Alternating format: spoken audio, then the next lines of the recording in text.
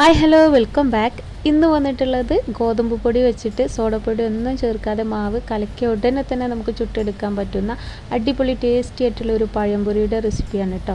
വെറും 5 മിനിറ്റിൽ റെഡിയാക്കി എടുക്കാൻ പറ്റുന്ന പഴംപൊരിയുടെ റെസിപ്പിയാണ്. അപ്പോൾ ഇതെങ്ങനെ റെഡിയാക്കി എടുക്കുന്നത് നോക്കാം. അതിന് മുന്നേ നിങ്ങൾക്ക് എൻ്റെ വീഡിയോ ഇഷ്ടപ്പെടുകയാണെന്നുണ്ടെങ്കിൽ ഒന്ന് ലൈക്ക് ചെയ്യാനും ഷെയർ ചെയ്യാനും മറക്കരുത്. അതുപോലെ തന്നെ ചാനൽ സബ്സ്ക്രൈബ് ചെയ്യാത്തവരുണ്ടെങ്കിൽ ഒന്ന് സബ്സ്ക്രൈബ് ചെയ്ത് സപ്പോർട്ട് ചെയ്യാനും മറക്കരുത്. അപ്പോൾ നമുക്ക് എങ്ങനെ റെഡിയാക്കി എടുക്കുന്നത് നോക്കാം. അതിനായിട്ട് വീഡിയോയിലേക്ക് പോകാം. അതിന് വേണ്ടിയിട്ട് ഒരു പാത്രം എടുത്ത് വെച്ചിട്ടുണ്ട്. അതിലേക്ക് 1 കപ്പ് ഗോതമ്പ് പൊടി ചേർത്ത് കൊടുക്കുന്നുണ്ട്. അപ്പോൾ നിങ്ങൾ എടുക്കുന്ന പഴത്തിൻ്റെ എണ്ണത്തിനനുസരിച്ച് നിങ്ങൾക്ക് ഇതിലേക്ക് ഗോതമ്പ് പൊടി ചേർത്ത് കൊടുക്കുക. ഞാനിവിടെ 1 കപ്പാണ് ചേർത്ത് കൊടുത്തിട്ടുള്ളത്. ഇനി ഇതിലേക്ക് ഒരു 3 ടേബിൾ സ്പൂണോളം പഞ്ചസാര ചേർത്ത് കൊടുക്കുന്നുണ്ട്. പിന്നെ ഇതിലേക്ക് ഒരു 2 ഏലക്ക ഒന്ന് ചതച്ചിട്ട് അതിൻ്റെ പൊടിയും കൂടെ ചേർത്ത് കൊടുക്കുന്നുണ്ട്. അപ്പോൾ നിങ്ങൾക്ക് ഇതിൻ്റെ ടേസ്റ്റ് ഇഷ്ടമാണെങ്കിൽ ചേർത്ത് കൊടുത്താൽ മതി. പിന്നെ കളറിന് ആവശ്യമായിട്ട് കുറച്ച് മഞ്ഞൾപ്പൊടി ചേർത്ത് കൊടുക്കുക. ജസ്റ്റ് ഒരു മഞ്ഞ കളർ കിട്ടാൻ വേണ്ടിയിട്ടാണ് നമ്മൾ മഞ്ഞൾപ്പൊടി യൂസ് ചെയ്യുന്നത്.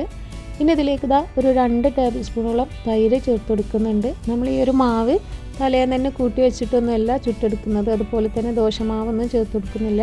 അതുകൊണ്ട് തന്നെ ഈ ഒരു സമയത്ത് 2 ടേബിൾ സ്പൂണോളം തൈര് ചേർത്ത് കൊടുത്താൽ ആ ഒരു ടേസ്റ്റും ഉണ്ടാവും. പിന്നെ നല്ലൊരു മാവിന് നല്ലൊരു സോഫ്റ്റും ഉണ്ടാവും.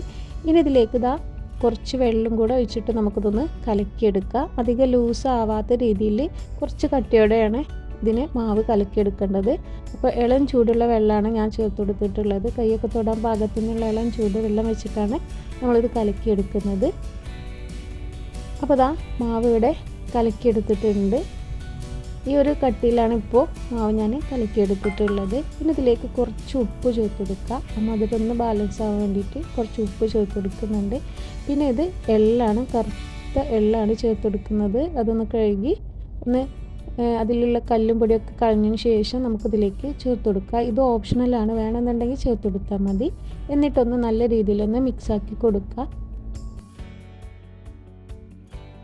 ഇപ്പോൾ അതൊന്ന് മിക്സാക്കി കൊടുത്തിട്ടുണ്ട്. ഇനി ഇതിലേക്ക് 2 ടേബിൾ സ്പൂണോളം അരിപ്പൊടി ചേർത്ത് കൊടുക്കുന്നുണ്ട്.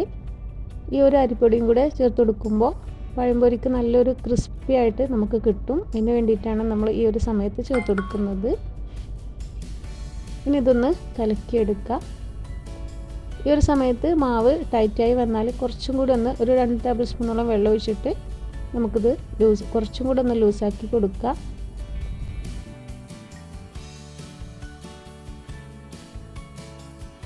ഞാനൊരു 2 ടേബിൾ സ്പൂൺ കൂടെ വെള്ളം ഒഴിച്ചിട്ട് മാവൊന്ന് റെഡിയാക്കി എടുക്കുന്നുണ്ട്. അപ്പോൾ നമ്മുടെ മാവ് ഇവിടെ റെഡി ആയിട്ടുണ്ട്.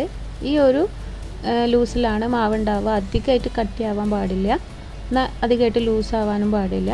ഈ ഒരു സ്പൂണ് നമ്മളിതിലേക്ക് മുക്കിയെടുക്കുമ്പോൾ അതിൻ്റെ പുറം ഭാഗത്ത് ഇതുപോലെ മാവ് ഇങ്ങനെ ഇതുപോലെ ഒട്ടിപ്പിടിച്ചിട്ട് ഉണ്ടാവണം.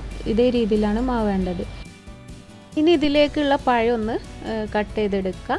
അത്യാവശ്യം നല്ലോണം പഴുത്തിട്ടുള്ള പഴമാണ് എടുത്തിട്ടുള്ളത്. അതുകൊണ്ട് തന്നെ ഞാൻ ഒരു പഴം 2 കഷ്ണങ്ങളാക്കിയിട്ടാണ് മുറിച്ചെടുത്തിട്ടുള്ളത് കേട്ടോ. അപ്പോൾ നിങ്ങൾക്ക് വേണമെന്നുണ്ടെങ്കിൽ 3ഓ 4ഓ ഒക്കെ ഒരു പഴം തന്നെ 3ഓ 4ഓ കഷ്ണങ്ങളാക്കിയിട്ട് എടുക്കുക. ഞാനിവിടെ 2 കഷ്ണമാക്കിയിട്ടാണ് ഓരോ പഴം എടുത്തിട്ടുള്ളത്. ഇനി ഇത് നമുക്ക് ചുട്ടെടുക്കാം. അതിനായിട്ട് മാവിലേക്ക് ആദ്യം തന്നെ ഒരു 2 കഷ്ണം ഇട്ട് കൊടുക്കുന്നുണ്ട്. എന്നിട്ട് കൈ വെച്ചിട്ട് അതല്ലെങ്കിൽ സ്പൂൺ വെച്ചിട്ട് മാവ് അതിൻ്റെ മേലെ കൂടെ ഒന്ന് ആക്കിയതിന് ശേഷം നമുക്ക് ചുട്ടെടുക്കാം. സ്പൂൺ വെച്ചിട്ടും കൈ വെച്ചിട്ടൊക്കെ നമുക്ക് ചുട്ടെടുക്കാം.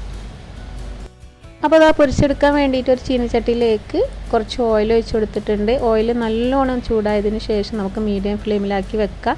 അതിന് ശേഷം ഇതിലേക്ക് മാവിൽ മുക്കിയെടുത്തിട്ടുള്ള പായം ചേർത്ത് കൊടുത്തിട്ട് നമുക്ക് പൊരിച്ചെടുക്കാം. അപ്പോൾ ആദ്യം തന്നെ ഓയിൽ നല്ലോണം ചൂടായതിന് ശേഷം പിന്നീട് മീഡിയം ഫ്ലെയിമിലാക്കി വെച്ചിട്ടാണ് ഇത് നമ്മൾ പൊരിച്ചെടുക്കേണ്ടത്.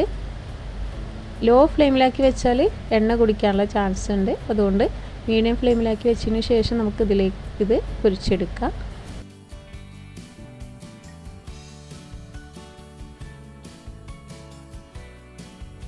നമ്മളിത് ഗോതമ്പ് പൊടി വെച്ചിട്ടാണ് ചെയ്തിട്ടുള്ളത്. അതുകൊണ്ട് തന്നെ പെട്ടെന്ന് തന്നെ കളർ മാറാനുള്ള ചാൻസ് ഉണ്ട്. അതുകൊണ്ട് മീഡിയം ഫ്ലെയിമിലാക്കി വെച്ചിട്ട് തന്നെ ഇത് നമുക്ക് ഫ്രൈ ചെയ്തെടുക്കാം.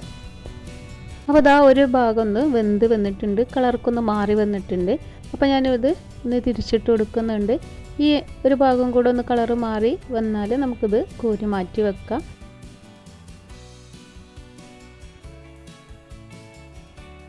ആ 2 ഭാഗവും കളർക്ക് മാറി വെന്ത് വന്നിട്ടുണ്ട്. ഇനി ഒന്ന് കോരി മാറ്റി വെക്കുന്നുണ്ട്. ഇനി ബാക്കിയുള്ളത് നമുക്കിതുപോലെ തന്നെ ചുട്ടെടുക്കാം.